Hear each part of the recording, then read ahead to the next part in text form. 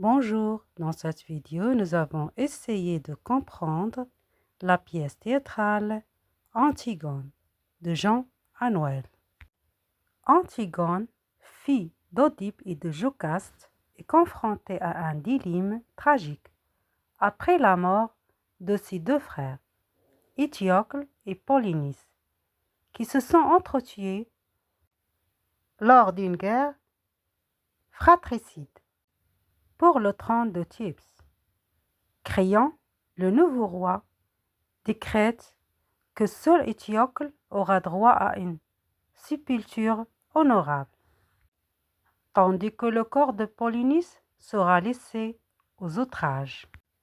Antigone, révoltée par cette injustice, décide d'enfreindre l'ordre royal et d'enterrer son frère malgré tout. Sa décision l'a mis en opposition directe avec Créon, son oncle et roi de Thèbes. Le conflit entre les deux personnages devient une confrontation entre deux visions des mondes, l'obéissance à la loi et la défense des valeurs morales. Antigone est tiraillée entre son devoir envers sa famille et son devoir envers la cité. L'histoire d'Antigone de Jean Anouilh est un puissant récit de courage, de loyauté et de quête de justice face à l'autorité oppressive.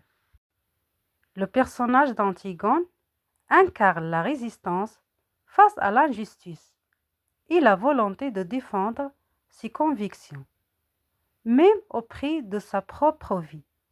Sa confrontation avec Créon soulève des questions essentielles sur les limites du pouvoir, la valeur de la loi et les conflits entre la morale personnelle et les lois établies. La tragédie qui se joue devant nous met en lumière les conséquences dévastatrices de l'orgueil et de l'obstination. Les décisions prises par Créon conduisent à la perte de sa propre famille et de son règne. Finalement, il réalise trop tard la gravité de ses actes et le prix élevé qu'il a payé pour sa rigidité. Les personnages de la pièce théâtrale Antigone. Antigone, la protagoniste. Antigone, héroïne de la pièce. Antigone incarne l'esprit de rébellion et de la fidélité aux lois divines. Fille d'Oedipe, il défie courageusement l'autorité de son oncle, Créon, pour enterrer son frère Polynice, en dépit de la mort qui l'attend. C'est une jeune femme de 20 ans, animée par un sens aigu de la justice et de la loyauté familiale. Créon, l'oncle d'Antigone, roi de Thèbes et oncle d'Antigone. Créon représente la loi humaine et l'autorité. Son besoin d'ordre et de stabilité le pousse à condamner sa nièce, ce qui entraîne un enchaînement de tragédies dans sa propre famille, le laissant seul et accablé par la culpabilité. Aimant, le fiancé d'Antigone. Fils de Créon et fiancé d'Antigone. Il incarne le dilemme entre amour et devoir, incapable de sauver celle qu'il aime. Aimant choisit la mort pour échapper à la perte de ses idiots. Ismène, la sœur d'Antigone. Sœur d'Antigone, elle est plus mesurée. Il symbolise la prudence et la soumission. Bien que réticente au départ, il soutient finalement sa sœur dans un geste de solidarité.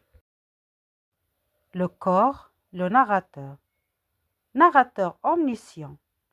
Le corps guide le public et apporte à une perspective philosophique, révélant les motivations et les conséquences des actes des personnages. La nourrice. La nourrice représente la tendresse maternelle, tandis que le messager et les gardes ajoutent des éléments de fatalité et de trivialité à la pièce, accentuant l'ironie tragique de l'œuvre. Les thèmes. La révolte et l'autorité ou la révolte contre l'autorité. La pièce explore la tension entre les lois humaines incarnées par Créon et les lois divines ou morales que représente Antigone. Son acte de révolte symbolise la lutte contre la tyrannie, rappelant le contexte de résistance sous l'occupation. La mort et le sacrifice. Le choix d'Antigone d'aller au bout de ses convictions, même au prix de sa vie, souligne le thème du sacrifice et de l'héroïsme. À travers elle, Annuel questionne le sens de l'engagement et le prix de l'absolu. La famille et le devoir. Les relations familiales sont au centre du conflit. Créon, bien qu'oncle d'Antigone, doit la condamner pour affirmer son autorité, illustrant les dilemmes qu'opposent les responsabilités envers l'État et envers ses proches. L'innocence et le désenchantement. Antigone aspire à une pureté et un bonheur idéalisé, mais il découvre que le monde des adultes impose des compromis impossibles. Sa quête révèle un désir d'échapper aux compromis de la réalité. Des questions et des réponses. Le prologue. Que fait le prologue au début de la pièce? Le prologue présente les personnages et leur destin, en appliquant que l'issue tragique est déjà connue. Quel est le rôle du chœur dans cette scène? Le chœur joue le rôle de narrateur, introduisant les personnages et exposant le contexte de l'histoire. Scène 2. Antigone et sa nourrice. Pourquoi Antigone se lève-t-elle si tôt dans cette scène? Antigone se lève tôt pour aller enterrer le corps de son frère Polynice, malgré l'interdiction de Créon. La nourrice représente une figure maternelle pour Antigone et montre de l'inquiétude pour son comportement. Scène 3. Antigone et Aimant. Que se passe-t-il entre Antigone et Aimant dans cette scène? Antigone repousse Aimant parce qu'il sait que son choix de désobéir à Créon va mener à sa mort et qu'il ne peut pas partager une vie heureuse avec lui. Pourquoi Antigone agit-il de manière distante envers Aimant? Elle agit ainsi parce qu'il veut le protéger et éviter qu'il souffre à cause de ses décisions. Scène 4. Antigone et Ismène. Comment Ismène réagit-il à la décision d'Antigone d'enterrer Polynice?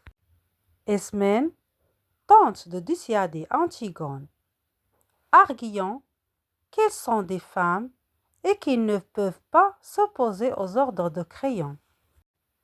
Pourquoi Antigone est-elle en colère contre Ismène? Antigone est en colère parce que Ismène refuse de l'aider et préfère obéir aux lois humaines plutôt que de défendre l'honneur de leur frère. Scène 5. Antigone et Créon. Que veut Créon dans cette scène lorsqu'il parle à Antigone? Créon tente de convaincre Antigone d'abandonner son acte de rébellion et de comprendre les raisons d'État qui justifie son décret contre l'enterrement de Polynice. Comment Antigone répond-elle aux arguments de Créon?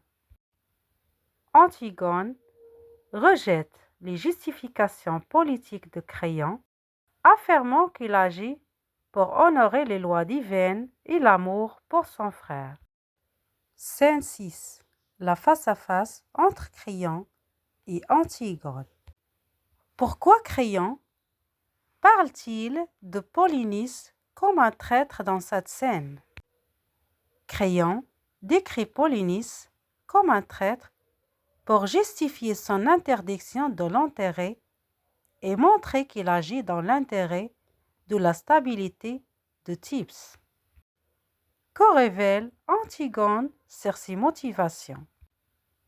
Antigone révèle qu'il ne peut pas accepter de vivre en reniant ses valeurs et que son acte est une manière de rester fidèle à elle-même et à son frère. Scène 7. Ismène revient voir Antigone. Que propose Ismène dans cette scène? Ismène propose de partager la culpabilité d'Antigone, mais Antigone refuse car il considère que sa sœur n'a pas pris part à l'acte initial. Pourquoi Antigone rejette-t-il l'aide d'Ismène? Antigone rejette Ismène parce qu'il estime que son acte doit rester individuel et qu'Ismène n'a pas eu le courage de l'accompagner dès le départ. Scène 8. Aimon face à Créon. Quelle est la position de Aimon face à son père? Aimon défend Antigone et tente de raisonner son père en lui demandant de reconsidérer sa décision. Comment réagit Créon au propos de Aimon? Créon reste inflexible et rejette les arguments de son fils, affirmant qu'il agit pour le bien du peuple. Scène 9. Créon face au peuple. Quelle décision prend Créon concernant Antigone? Créon décide de condamner Antigone à être enfermée, vivante, dans un tombeau, afin de montrer sa fermeté. Pourquoi Créon agit-il de manière si sévère? Créon veut préserver son autorité et éviter que son pouvoir ne soit remis en cause. Scène 10. La mort d'Antigone et ses conséquences. Que se passe-t-il à la fin de la pièce?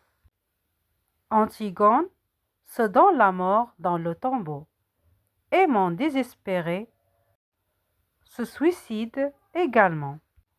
La tragédie se conclut par le désespoir de Créon, qui perd tout.